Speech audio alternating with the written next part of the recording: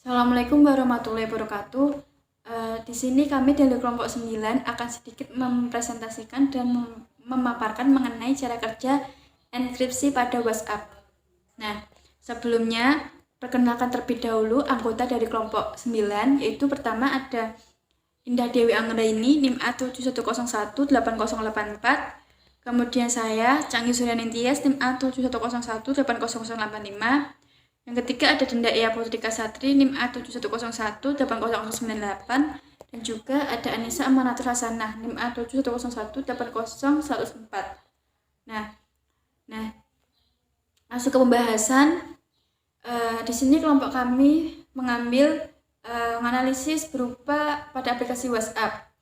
Nah, yang dapat kita ketahui sendiri yaitu WhatsApp merupakan aplikasi perpesanan yang dapat memungkinkan kita untuk saling berkomunikasi dan mengirim pesan berupa teks, audio, video, dokumen, bahkan memungkinkan kita untuk melakukan panggilan audio dan juga video call. Nah, untuk mengamankan data-data dalam aplikasi WhatsApp itu sendiri, maka diperlukan sebuah fitur enkripsi yang dapat untuk menjamin kerahasiaan data antar pengguna. Nah, di sini pada WhatsApp menerapkan fitur keamanan berupa enkripsi end-to-end, yaitu metode komunikasi yang aman untuk mencegah pihak ketiga dalam mengakses data pengguna.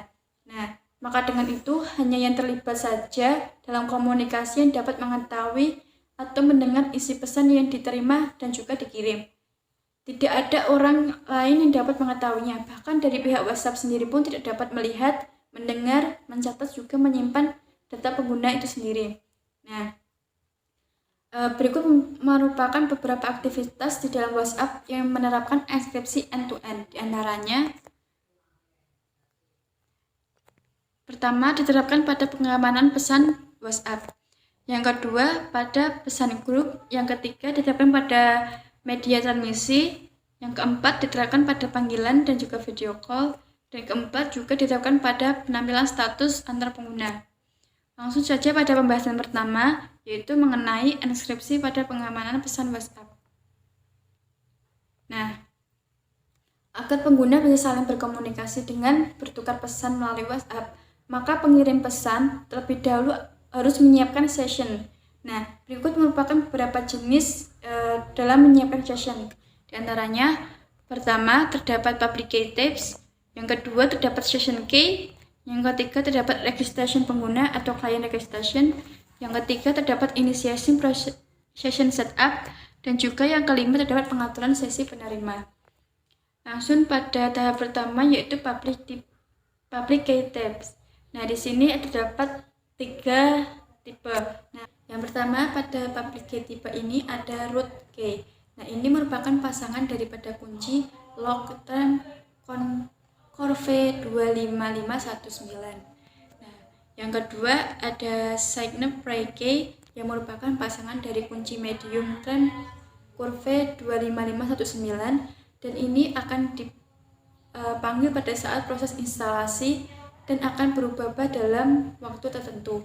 Nah, yang ketiga terdapat one time pray key. Ini merupakan pasangan kunci dari Corve 25519, dan ini akan dipanggil saat proses instalasi dan akan muncul pada saat dibutuhkan saja.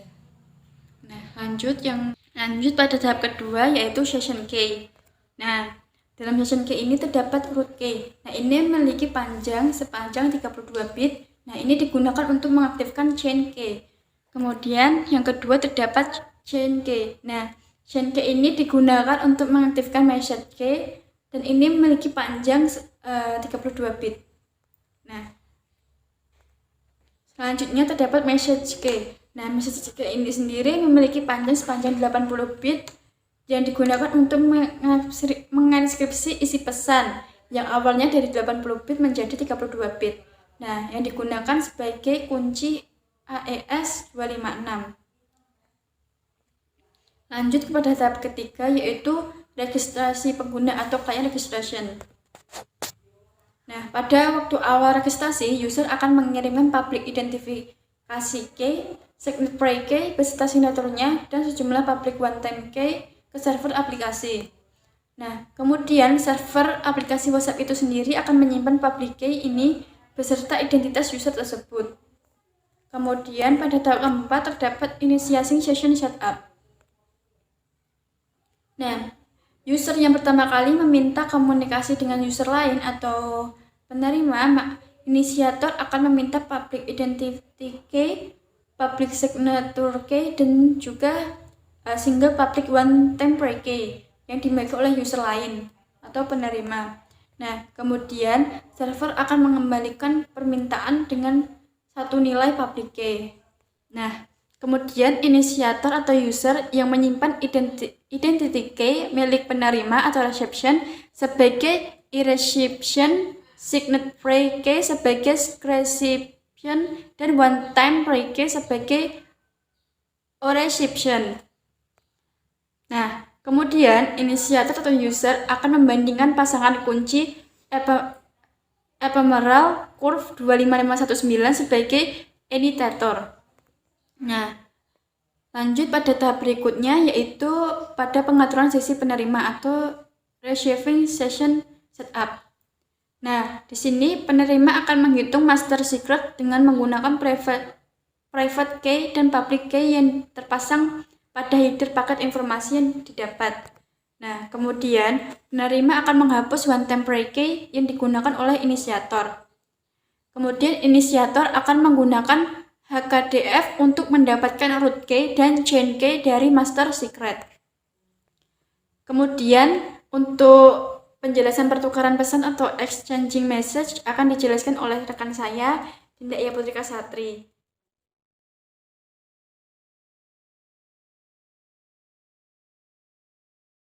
Selanjutnya, saya akan menjelaskan tentang pertukaran pesan atau exchanging message. Dilindungi dengan message key menggunakan enkripsi AES 256 pada mode CBC atau Cipher Blockchaining dan HMAC SHA 256 sebagai integritas data. AES 256 digunakan untuk melindungi data rahasia sehingga level top secret. Message key didapatkan dari chain key yang diarahkan untuk diteruskan pada setiap pengiriman pesan. Message key pada setiap pengiriman pesan selalu berbeda karena bersifat ephemeral atau penggunaan secara singkat saja. Message key yang sudah digunakan untuk mengenkripsi pesan tidak dapat digunakan untuk mengenkripsi ulang. Setiap kali pesan dikirim, public key curve 25519 yang bersifat ephemeral digunakan untuk pengiriman pesan pada saat itu saja. Chain key hanya digunakan untuk mengirim pesan dari satu pengguna sehingga message key tidak dapat digunakan kembali. Setiap key message yang baru dibutuhkan oleh pengirim memerlukan perhitungan message key dari chain key, yaitu message key sama dengan HMAC SHA256 sebagai chain key. Kemudian chain key akan diperbarui sebagai chain key lagi, yaitu HMAC SHA256. Setelah respon diterima, chain key yang baru dan root key yang baru dapat dihitung dengan langkah sebagai berikut. Ephemeral secret sama dengan ECDH atau pengirim ephemeral sama penerima ephemeral. Kemudian chain key dan root key sama dengan HKDF, root key, dan ephemeral secret. Selanjutnya, saya menjelaskan tentang enkripsi pada pesan grup. Pada prosesnya, teknik pengiriman data pada fitur ini terbagi menjadi dua, yaitu server side fan out dan client side fan out. Server side fan out merupakan pengirim mengirim pesan ke suatu grup. Pesan tidak langsung dikirim ke grup atau ke seluruh anggota grup, melainkan pesan akan dikirim terlebih dahulu kepada server. Lalu, server yang akan meneruskan pesan terenkripsi ke dalam grup atau seluruh anggota grup atau end times.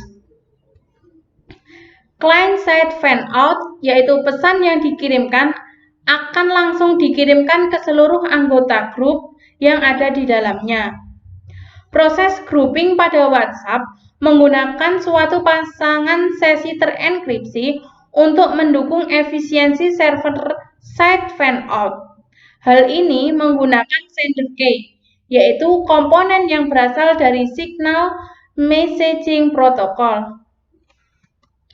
Selanjutnya, proses inisialisasi di mana suatu anggota grup mengirim suatu pesan ke grup itu sendiri akan dijelaskan oleh teman saya, yaitu Indah Dewi Anggraini.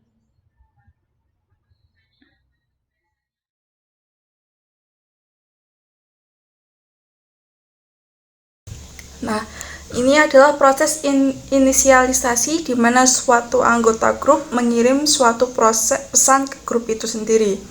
Pertama, pengirim membuat nilai acak sepanjang 30 bit chain key.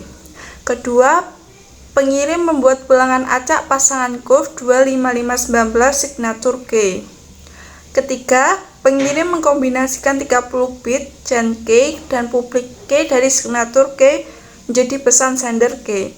Yang terakhir, pengirim mengenkripsi sender key secara pribadi untuk dikirim ke setiap anggota grup. Selanjutnya, proses pengiriman pesan oleh suatu pengguna ke dalam suatu grup. Pertama, pengirim memperoleh message key dari chain key dan update dari chain key sebelumnya. Kedua, pengirim mengenkripsi pesan menggunakan AES256 pada mode CPC. Ketiga, pengirim menanda ciphertext menggunakan signal key. Terakhir, pengirim mengirim pesan terenkripsi ke server. Server meneruskan ke seluruh anggota grup atau server-side fanout. Kemudian ada enkripsi pada media transmisi. Pertama, pengirim pesan yang menghasilkan kunci ephemeral AES256 32 bit dan kunci ephemeral HMAC SH256 30 bit. Kemudian pengirim mengenkripsi lampiran dengan kunci AES256 mode CPC dengan 4 acak, lalu menambahkan MAC dari ciphertext menggunakan HMAC SH256. Selanjutnya, pengirim mengunggah lampiran terenkripsi tersebut ke dalam block store. Pengirim mengirim pesan terenkripsi normal kepada penerima berisikan kunci enkripsi, kunci HMAC /SH256 dari blok terenkripsi, dan pointer ke blok di block store. Terakhir, penerima mendeskripsikan pesan, mengambil enkripsi dari block store, lalu memverifikasi hash SH256, memverifikasi MAC, dan terakhir mendeskripsikan plaintext tersebut.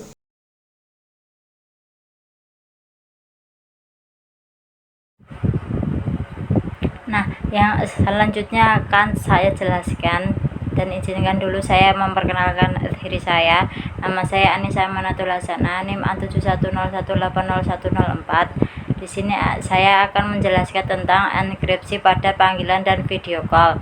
Nah, pada mode panggilan dan video call WhatsApp juga diberikan pengamanan menggunakan fitur enkripsi end-to-end. Ketika kedua pengguna WhatsApp sedang melakukan sebuah komunikasi, jalur yang dipakai sudah terenkripsi dengan metode SRTP atau Secure Real-Time Transport Protocol. SRTP khusus didesain untuk pengiriman suara atau video secara real-time. Nah, untuk fitur yang dimiliki oleh protokol ini yaitu menjaga kerahasiaan data, autentifikasi pesan, serta perlindungan umpan balik atau reply dari traffic RTP dan traffic control untuk RTP, serta real-time transport control protocol atau RTCP. Nah, untuk kerahasiaannya berarti bahwa hanya penerima yang dapat melakukan dekode. Kerahasiaan konten dapat dicapai dengan enkripsi. Untuk RTCP nomor acak 32 bit digambar ulang untuk setiap unit harus ditambahkan ke unit sebelum enkripsi.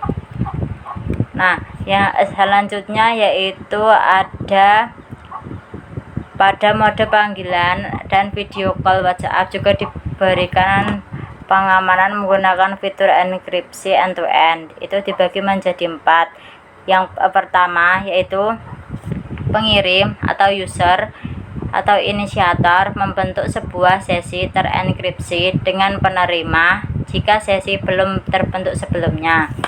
Yang kedua yaitu inisiator atau user membuat nilai acak 32 bit SRTP master secret. Yang ketiga yaitu inisiator mengirim pesan terenkripsi kepada penerima berupa tanda panggilan masuk dan berisi SRTP master secret. Nah, yang terakhir yaitu jika penerima merespon atau menjawab sebuah panggilan, SRTP secara otomatis mengenkripsi panggilan. Nah, yang selanjutnya yaitu enkripsi untuk menampilkan status WhatsApp. Nah, WhatsApp memiliki fitur untuk melihat dan menampilkan status. Fitur status ini juga didukung dengan enkripsi end-to-end. Apabila pengguna saling berkomunikasi antara pengirim dengan penerima, maka ponsel akan menampilkan kepada pengguna status tersebut. Ini disebabkan mereka berkomunikasi dengan API endpoint, di mana API mendelegasikan pengoperasiannya ke vendor. Pengguna juga bisa melihat status enkripsi tersebut dalam obrolan atau pada bagian info pada aplikasi WhatsApp mereka. Nah, itulah enkripsi cara kerja kriptografi pada aplikasi WhatsApp. Kurang lebihnya kelompok kami mohon maaf. Wassalamualaikum warahmatullahi wabarakatuh.